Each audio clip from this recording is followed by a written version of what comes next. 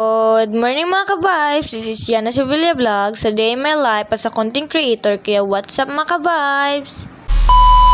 For today's vlog nga pala ay kasama ko ang aking kaibigan.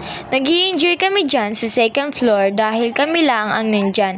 At tingnan nyo naman, sobrang kulit namin dyan dahil akala ko talaga bababa kami sa isang hagdan. Pero bumalik kami dahil sa sobrang kulit. Napatawa na lang kaming dalawa.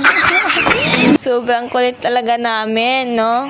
Kaya kung sino man ang may kaibigan ng ganito, pasalamat kayo na mayroon kayong kaibigan na ganyan.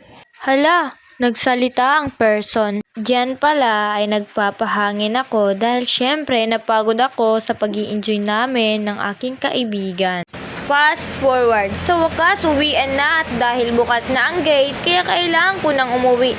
Sayang, hindi ko kayo may papasyal sa paaralan namin. At dyan pala, kinuha ko na ang bag ko.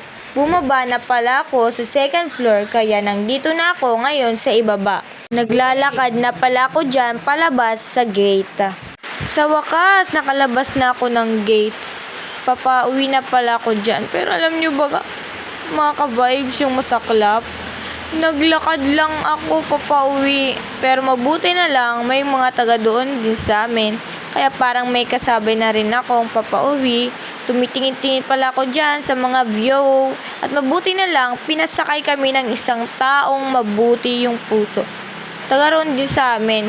Nakauwi na nga pala ako dyan sa bahay ng lola ko. At nakita ko pa nga yung aso nila at pusa nila. Kaya yun lang mga ka-vibes. Thank you for watching. Babu!